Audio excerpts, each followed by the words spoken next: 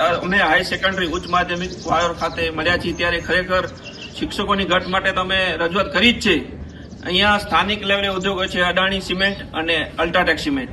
તેઓની પણ નૈતિક ફરજ રહે છે કે સ્થાનિક લેવલે કે અહીંયા આરોગ્ય અને શિક્ષણ માટે એ લોકો એની નૈતિક ફરજ બને છે. ત્યારે એ લોકોને પણ અમારી માંગણી છે કંપનીઓને કે જ્યારે સરકાર નથી આપતી જ્યારે શિક્ષકો ત્યારે એની પણ ફરજ બને છે કે અહીંયા તાત્કાલિક ધોરણે અલ્ટ્રાટેક અને અદાણી સિમેન્ટને ફરજ રહે છે કે અહીંયા શિક્ષકોની નિમણૂક કરે.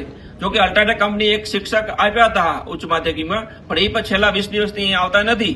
તો એ પણ એક ઘટ છે અને સરકાર દ્વારા પણ નિમણૂક થતી નથી.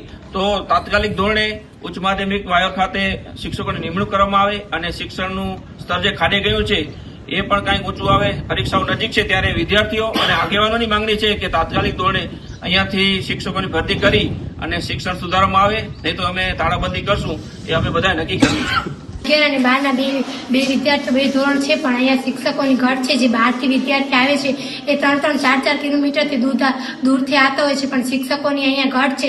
પછી સરકાર કહે છે વિદ્યાર્થીઓના રિઝલ્ટ નથી આવતા.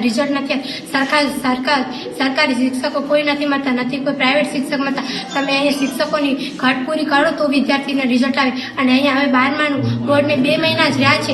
2 મહિનામાં કેવી રીતના અમે પરીક્ષા આપી, કેવી રીતના તૈયારી કરી? 7-7, 8-8 વિષય હોય છે, તેમાંથી એક મેડમ છે, એક મેડમ કેટલા વિષય કવર કરી શકે છે? શિક્ષકોની માંગ પૂરી કરો તો રિઝલ્ટ આવે. વિદ્યાભાઈ વિક્રમસિંહ છે. હું ધોરણ 11માં અભ્યાસ કરું છું. મારી શાળાનું નામ શ્રી ભારત સરકારી ઉચ્ચતર માધ્યમિક શાળા છે.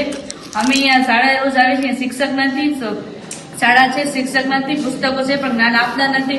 અહીંયા લાઇબ્રેરી, કોમ્પ્યુટર, કોઈ વિષયના શિક્ષક નથી.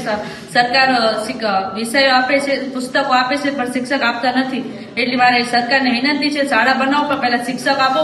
વિદ્યાર્થીનું ભણતર બગડે છે, 11માનો પાયો બગડે છે અને 12માનું બોર્ડનું પરિણામ બગડશે. પછી સરકાર એવું કહેવા માંગશે કે બોર્ડનું પરિણામ કેમ થાય? એ નથી જોતી કે છોકરાઓ માટે શિક્ષક નથી. મારી વિનંતી છે કે પ્લીઝ પહેલા સરકાર શિક્ષક મોકલે. આભાર.